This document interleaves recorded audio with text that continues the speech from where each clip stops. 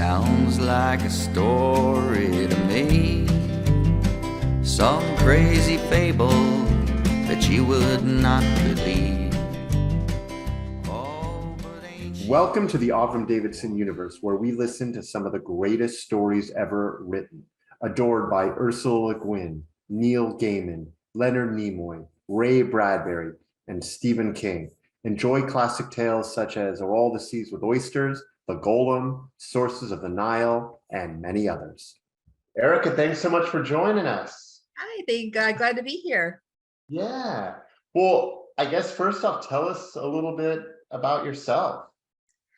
Well, my name's Erica Satifka. I've been writing, publishing since 2007 with frequent breaks, but I've published a novel, a novella, and most importantly, a short story collection called How to Get to Apocalypse and Other Disasters, which wound up being a pretty big for a small press success and won the Endeavor Award recently, the 2021 Endeavor Award, but it was only awarded recently because of COVID related things.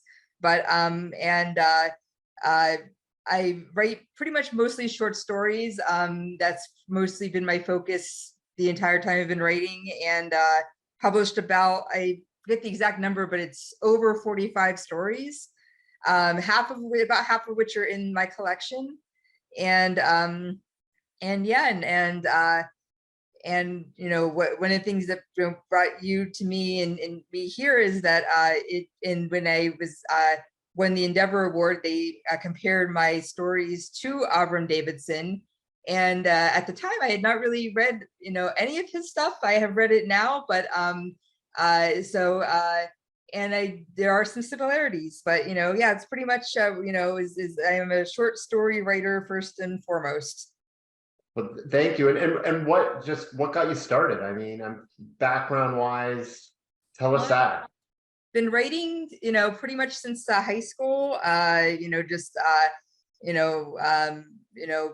Pretty much since I was a kid, really. A lot of science fiction, fantasy-ish stuff. Never got into fan fiction, but I wrote a lot of books that didn't go past the third chapter. Short stories that probably better left unsaid. And then when I get to college, I English, mostly because that way I could just write things, and that could be my work class assignments. So and then I started publishing. I didn't really set out to have a career in writing, but I just kind of learned the concept of getting paid for your work. So I started sending out stories, and some of them got published. And so I just kind of fell into it a little bit. Yeah. And going back to the Endeavor Award, that is absolutely how I found you. When someone compares you to Lafferty and Avram Davidson, I'm curious.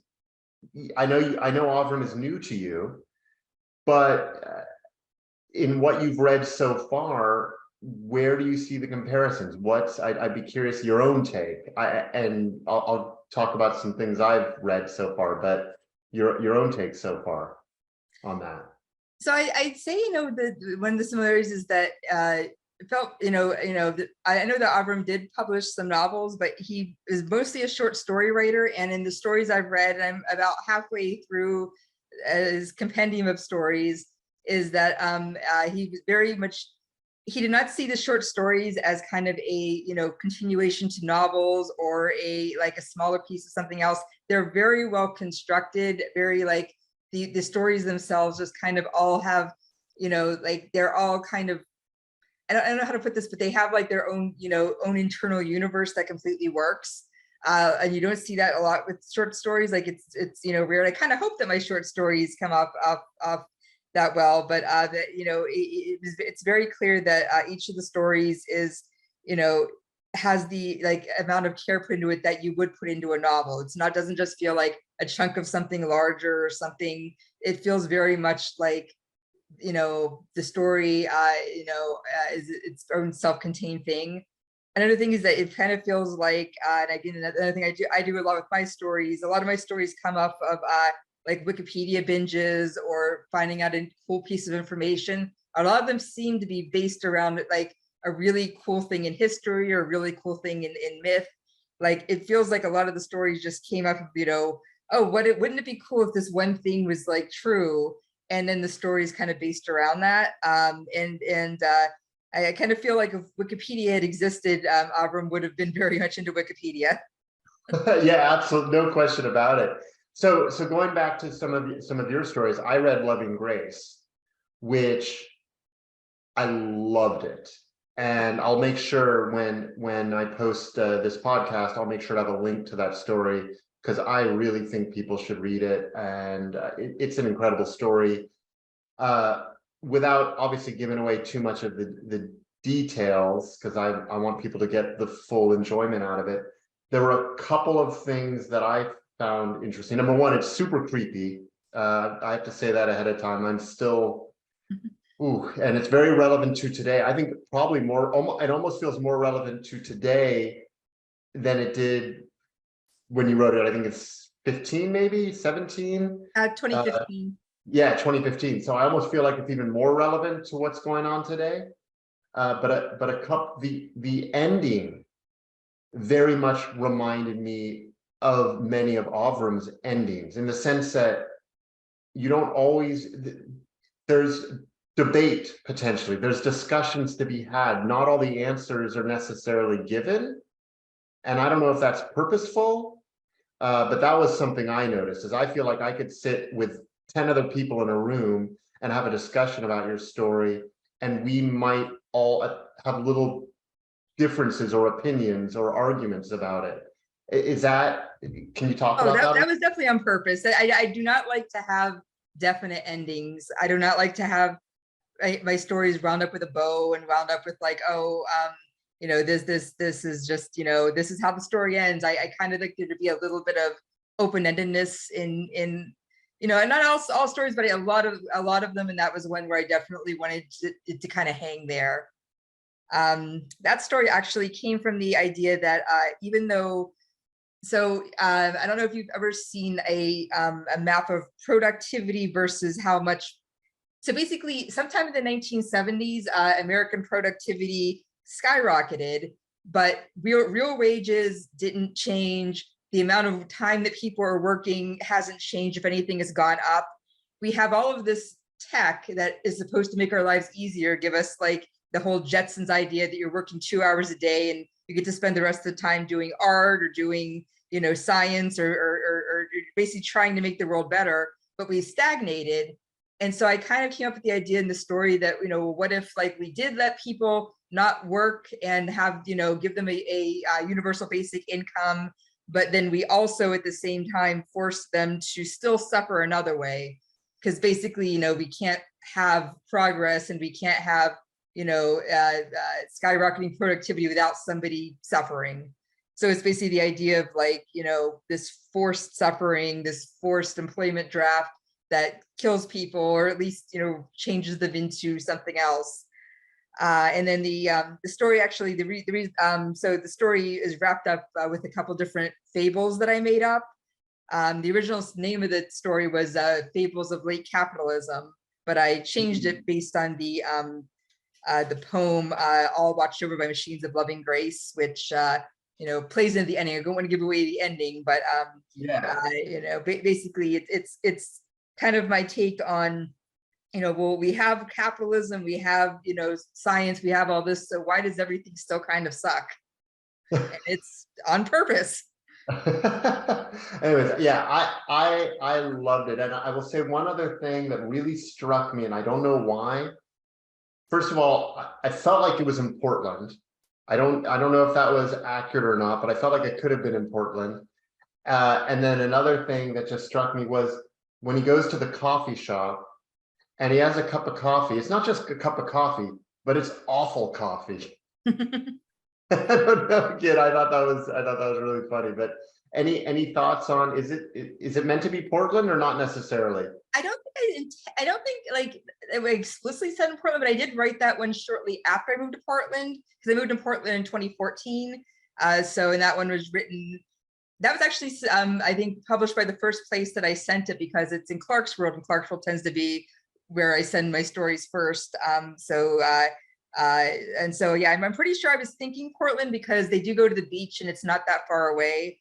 Whereas if I was still writing this from a Pittsburgh perspective, the beach is a lot farther away. So right, and there are probably not as many coffee shops, but I'm sure there are now.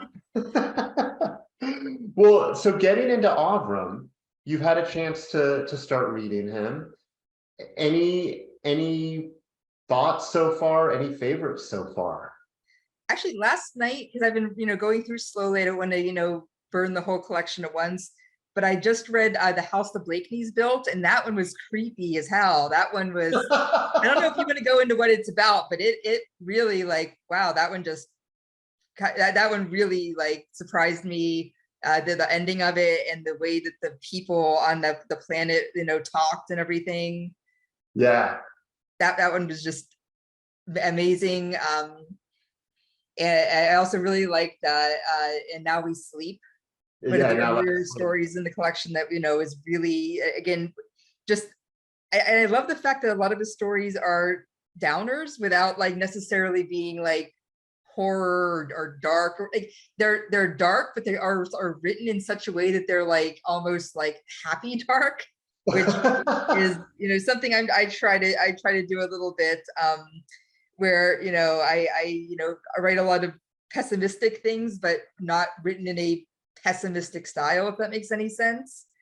The story that we're going over today, Naples, really hit me. Like that one, just I think I read it like a bunch of times, and I was trying to figure out how that story works, because the way it's constructed is just so, I think, ingenious and really well done. Yeah, I've liked pretty much every one. Dagon was another really good one. So I could just name stories I've read so far, but yeah, I have really been enjoying them, and he definitely deserves to have a larger audience. Well, I really appreciate that, and I think this is a perfect time to segue and listen to Naples. What do you think? Yeah. All right. Naples. It is a curious thing, the reason of it being not certainly known to me, though I conjecture it might have been poverty. Why, when all the other monarchs of Europe were still building palaces in marble and granite, the kings of that anomalous and ill-fated kingdom called Old Naples and the Two Sicilies chose to build theirs in red brick. However, choose it they did. These last of the Italian Bourbons have long since lost their last thrones. No castrato singers sing for them from behind screens to lighten their well-deserved melancholy anymore. And their descendants now earn their livings in such occupations as gentlemen sales clerks in fashionable jewelry stores, and not perhaps entirely removed from all memory of the glory that once, such as it was theirs. But the red brick palazzi are still there. They still line a part of the waterfront of Naples, and some of them, at least, are still doing duty as seats of governance. Elsewhere, for reasons equally a mystery to me, unless there is indeed some connection between red bricks and poverty, buildings in the same style and of the same material usually indicate that within them the Little Sisters of the Poor, or some similar religious group, perform their selfless duties on behalf of the sick, the aged, and the otherwise bereft and afflicted, and which is the nobler function and whose the greater reward are questions that will not long detain us. Some 20 years ago or so, a man, neither young nor old, nor ugly nor comely, neither obviously rich nor equally poor, made his way from the docks past the red brick palazzi and into the lower town of ancient and teeming Naples. He observed incuriously that the streets, instead of swarming with the short and swarthy, as foreign legend implies, swarmed instead with the tall and pale. But the expectations of tradition were served in other ways, by multitudes of donkey carts, by women dressed and draped in black, by many, many beggars, and by other signs of deep and evident poverty. Almost at once, A young man approached him with a murmured offer of service.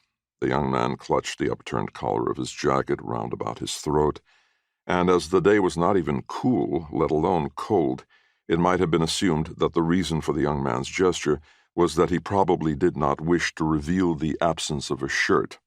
It was not altogether certain that the young man had no shirt at all. Probably he had a shirt, and probably this was its day to be washed, and probably it was even now hanging from a line stretched across an alley where the sun did not enter in sufficient strength to dry it quickly. There were many such alleys and many such lines, and it is to be feared many such shirts. There were also many such men, not all of them young, and if a count had been made, it might have been found that there were not enough shirts to go around. Naples. The traveler continued, with frequent pauses and considerings, to make his way slowly from the port area and slowly up the steep hill. Now and then he frowned slightly, and now and then he slightly smiled. Long ago, some humble hero or heroine discovered that if the hard wheat of the peninsula, subject to mold and rust and rot if stored in the ear, but ground into flour and mixed with water into a paste, and extruded under pressure in the form of long strips and dried, it would never rot at all and would keep as near forever as the hunger of the people would allow it. And when boiled, it formed a food nutritious as bread and far more durable, and when combined with such elements as oil, or tomato, or meat, or cheese, and perhaps the leaves of the bay and the basil, be good food indeed. However, the passage of time failed to bring these added ingredients within the means and reach of all. So, to vary in some measure at least the monotony of the plain pasta, it was made in the widest conceivable variety of shapes: thin strips and thick strips, ribbons broad and narrow, hollow tubes long, and hollow tubes bent like elbows, bows and shells and stars and wheels and rosettes and what have you.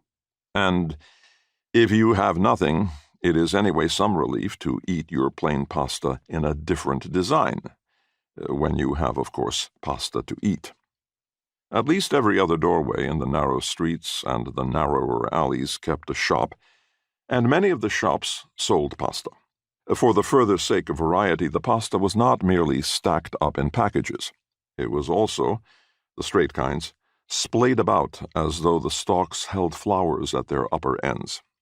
And when the traveler saw these, he faintly smiled.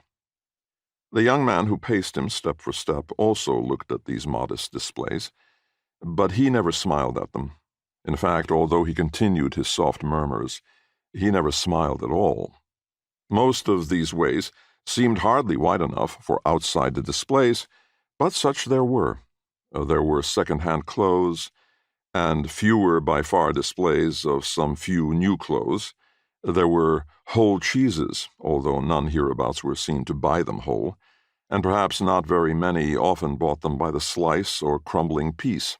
And there were small fish, alive-o, and larger fish in dim slabs that had not been alive in a long time, dry and hard and strong-smelling and salty, redolent of distant and storm-tossed seas. Tomatoes and peppers lay about in baskets. Oil was poured in careful drops into tiny bottles. There were also olives in many colors. Pictures of saints were sold, and the same shops sold, too, odd little emblematic images in coral and silver, and, this was surely strange in such a scene of poverty, even gold. Behind the narrow windows of narrow shops, crosses, too, yes, and beads, the universal signia of that religion. But what were these horns? What were these tiny hands, fingers tucked into a fist with the thumb protruding between fist and second finger? Best not to ask. You would empty the street in a trice. Everybody in Naples knows. No one in Naples would speak of it above a whisper. To a stranger, not at all. Speak not the word, lest it come to pass. Look not overlong at anyone in these streets, particularly not at the children they produce in such numbers of abundance. Who knows if your eye be not evil? The eye of the traveler passed over the swarming and ragged bambini without stopping, and in the same manner he glanced at the scrannel cats and the charcoal braziers fanned by the toiling housewives. When one's home is but one room, one may well prefer the street as a kitchen. When one has that which to cook, and fuel with which to cook it. At length the passageway widened into a sort of a piazza. At one end was a church. On either side were the blank walls of some palazzo a good deal more antique than the brick ones down below, perhaps from the days of Spanish viceroys, perhaps from the days of King Robert. Who knows? There were anyway no more shops, no stalls, no wide open to the street, one-room houses, and for once no masses of people, no beggars even. There was even a sort of alley that seemingly went nowhere, and that surprisingly held no one. And the traveler, who had so far only from time to time looked out from the corners of his eyes at the young man cleaving close to him as a shadow does, and who had made no reply at all to the soft murmurs with which the young man, ever clutching his jacket round about his naked throat, continually offered his services as guide. Now, for the first time, the traveler stopped, gave a direct look, fleeting swift, jerked his head toward the tiny passageway, and stepped inside. The shirtless one's head went up, and he looked at the heavens. His head went down, and he looked at the filthy, worn stones beneath. His shoulders moved in something too slight for a shrug, and his unclothed throat uttered something too soft for a sigh. He followed. The traveler turned, without looking into the other's eyes, whispered a few short words into the other's ears. The face of the young man, which had been stiff, expressionless, now went limp. Surprise showed most briefly. His brows moved once or twice. "But yes," he said. "Surely," he said. And he said with a half-bow and a small movement of his arm, "I pray follow." "Very near," he said. Neither one paused at the church, and now the streets became, all of them, alleys. The alleys became mere slits. The shops grew infrequent, their store ever more meager. The lines of clothes dripping and drying overhead seemed to bear little relation to what human beings wore.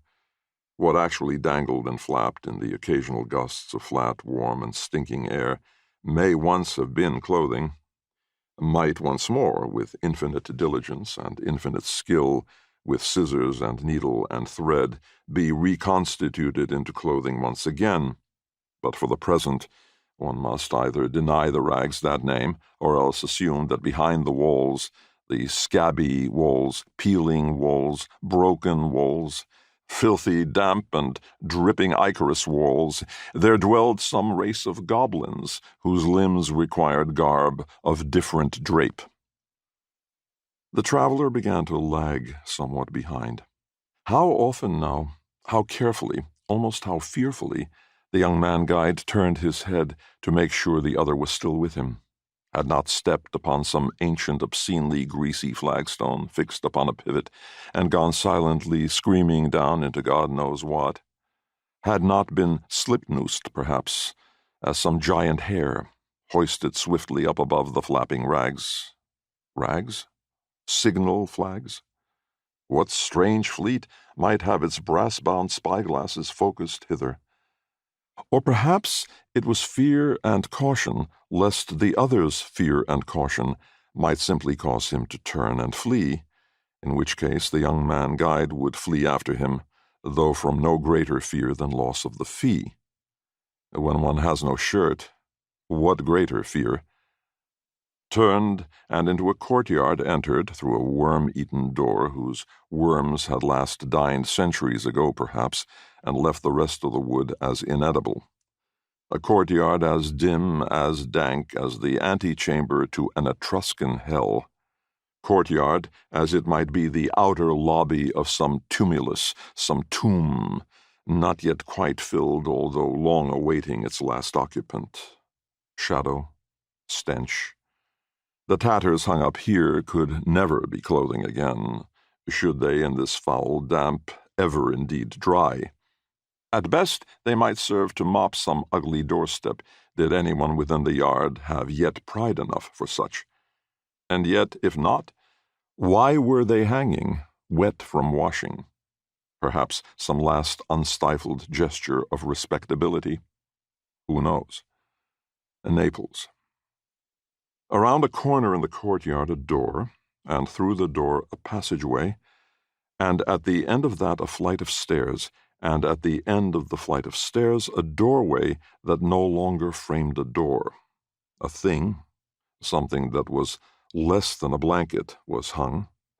The young man paused and rapped and murmured. Something made a sound within. Something dragged itself across the floor within. Something seemed simultaneously to pull the hanging aside and to wrap itself behind the hanging. At the opposite side to the door, a man sat upon a bed. The man would seemingly have been the better for having been in the bed and not merely on it.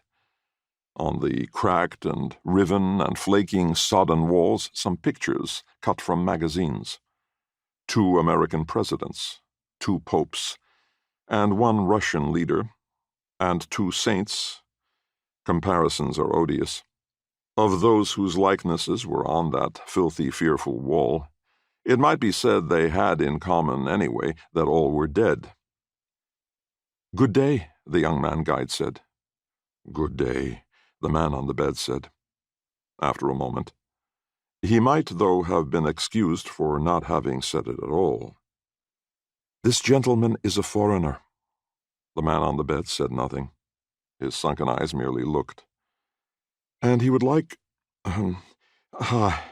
he would like to buy, but I have nothing to sell."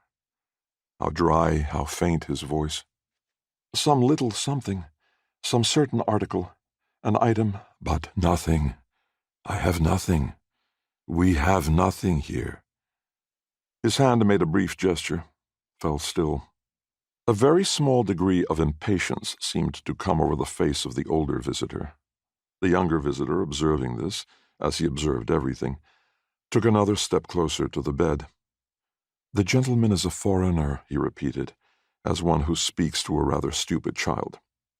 The man on the bed looked around. His stooped shoulders, all dirty bones, shrugged, stooped more. "He may be a foreigner twice over, and what is it to me?" he said, low-voiced, seemingly indifferent. "He is a foreigner. He has, fool, son of a jackal, son of a strumpet, he has money." The young man turned abruptly to the traveler, said, "Show him." The traveler hesitated, looked all about. His mouth moved. So too his nose. His hands, too. "You will have to show, you know. Can you pay without showing?" The traveler suddenly took a wallet from an inner pocket of his coat, abruptly opened it, and abruptly thrust it in again, placed his back not quite against the noisome wall, crossed his arms over his chest. Slowly, slowly, the man on the bed slid his feet to the floor. "Wait outside," he said. "Halfway down," he added. On the half-landing they waited, listened, heard. Dragging, dragging footsteps. A voice they had not heard before. "No, no!" A voice as it might be from behind the curtain or the blanket or the what was it in place of the door. The faint sounds of some faint and grisly struggle. Voices, but no further words. Gasps only. Something began to wail in a horrid, broken voice. Then, outside the doorframe at the head of the stairs, the man, tottering against the wall, extending toward them his hands together, as though enclosing something within. "Be quick," he said, panting. And all the while, the dreadful wail went on from behind him. The young man sprang up the stairs, his left hand reaching forward. Behind his back, his right hand formed a fist with its thumb thrust out between first and second fingers. Then both his hands swept up and met both of the hands of the other. The young man, face twisting, darted down the steps to the half-landing. "The money!" Again hands met. The traveler thrust his deep into his bosom, kept one there, withdrew the other, withdrew his wallet, fumbled. Not here, you know," the young man warned. "The police, you know." One look the older man flung about him. "Oh, no, oh, God, not here," he said. "On the ship." The young man nodded, roughly divided the money, tossed half of it up and behind without looking back. He did not come close to the older man as they hurried down the stairs. Above, the wailing ceased. That other voice spoke, in a manner not to be described, voice changing register on every other word almost. "Curse the day my daughter's daughter gave you birth. May you burn, son of a strega and son of a strumpet. Burn 100,000 years in purgatory without remission." The voice broke, cracked wordlessly a moment, resumed.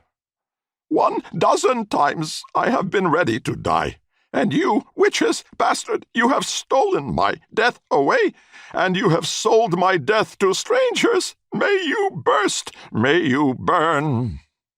Again the voice broke, again began to wail. The two men reached the bottom of the stained stairs and parted, the younger one outdistancing the other, and this time never looking back. Above, faintly, in a tone very surprised, the man who had been on the bed spoke. "Die? Why should you die when I must eat?" Naples. So, what'd you think? That story is really, so when I first read it, I now that everyone's hopefully listened to the story, I was like, because it starts out slow, it starts out pretty slow, and it starts out with descriptions of the city, and kind of leads you into this false sense of security almost. But then things start getting weird because the shops go away, the streets get narrower, the clothes turn from clothes into rags, and just there's this sense that you don't even know quite when the penny dropped almost, because 1 second it feels like Avram's describing how pasta is made and the various kings and all this, and then all of a sudden you're in a place where goblins live. And I thought that was really cool, it's the way that it almost it definitely lulls you into a false sense of security almost, the story. And then you get to the end, which you're in this area, and you still don't see how is everything coming together, what, and then the scene with the money exchange, and the way that they that when the hand movement that that he teases earlier in the story. So early in the story where he teases the the hand, the fist thing, and then later on, I wasn't sure quite if that was a reference to a specific thing or if that was made up. But that was what I was wondering the same thing, whether these were something common in shops, or we now we're starting to transition to creepy, kind of like what you said. Keep going. Sorry. Oh no. Yeah, and so it kind of, the whole way it lulls you in, and even up until the very end, the last 2 pages where the money exchange happens, and then whatever happens in the upstairs between the man who is speaking and the unseen victim. And I actually went online after I finished it to try to what is with the ending, because I have my ideas about what the ending implies, but I couldn't really see anything from Avram himself about it, or there's very little discussion, which is surprising considering the story did win the World Fantasy Award, that there's not more discussion. But I mean, I have my suspicion about what happened, but I with the the death angle, but I don't know, do you know specifically what the ending is, or is it meant to be like my interpretation thing? No, I think that's it. I don't know. I mean, I had two questions, exactly what exactly happened, what's going on back there, and also why is the tourist or foreigner buying this person's death, and what's he going to do with it? So my theory was, considering that there were the pictures of the U.S. presidents and the popes and the Russian leader, there were all these people tacked up on the walls.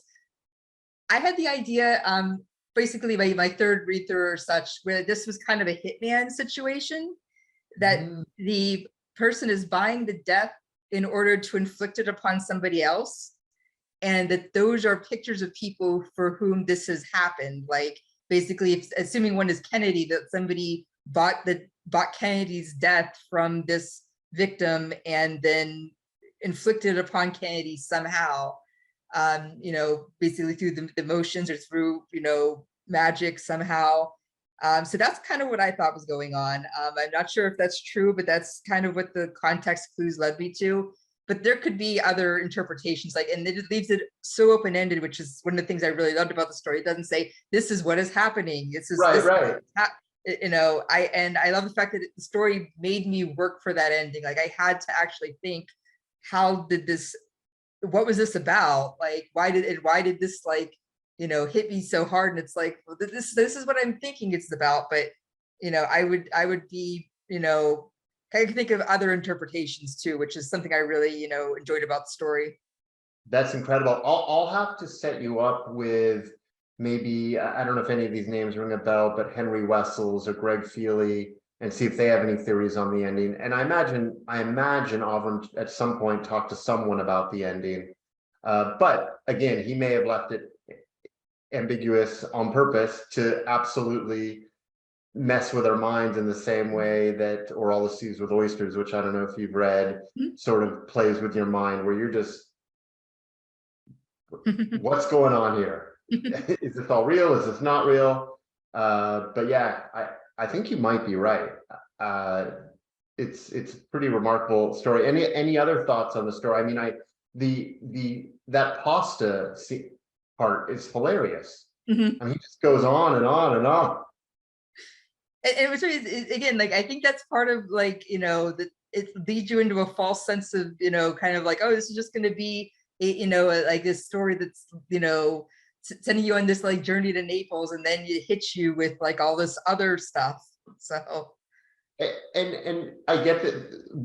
Who do you think the person was on the other side of the wall, on the other side of the bedroom? And who do you think the person was who was torturing? I think it was torturing her. Any thoughts on that? For some reason, I picture as the man being tortured. But again, it could probably go.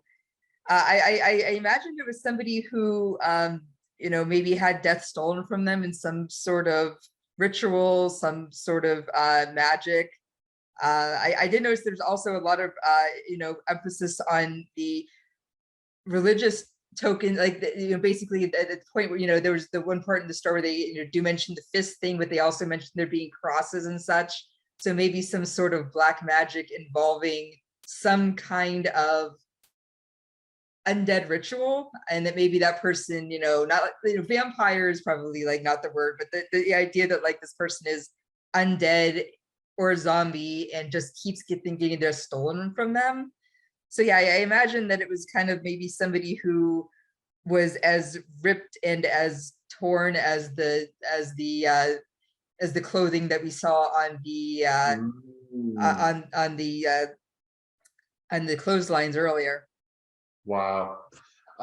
Any other parts of the story that struck you, or just any other thoughts on the story in particular? Just that it was really, really good, and again, there was so much of this quiet horror that wound up being just this quick descent into the underworld stuff that I thought was really cool. The fact that the pasta thing, the religious icon thing, like just the note, like a little notice on details that wound up being important later. Like it's definitely a story that deserves to be like reread several times. I noticed that with a couple of the stories. There's a few of the stories in the collection, like the one I read last night, where I actually went back and reread the whole thing because it's like, it feels like you kind of miss things because the stories are really packed with detail. And again, I feel really bad that I did not actually read Avram until I was compared to him, but he's an extremely good writer. Well, I'm so glad. So one of the things I always do on these episodes is I always talk about adaptation and how I would adapt certain stories into film or television. There's obviously a lot more with this story that would have to be added in order to make a feature film unless it was like done as like a little like Twilight Zone episode. Yeah, but I guess how would you, if you were to making an adaptation of this, what would your vision be? And then choose one character that you would have and who that actor might be. So for some reason I was hearing Werner Herzog's voice as the guy at the end. Okay. So that's who I would do. And I actually feel like animation would work well for this, because I feel like with animation you could do the whole you could do different styles of animation to kind of lead you into the underworld of the story. So you could start out being very bright and cheery and we're walking through Naples.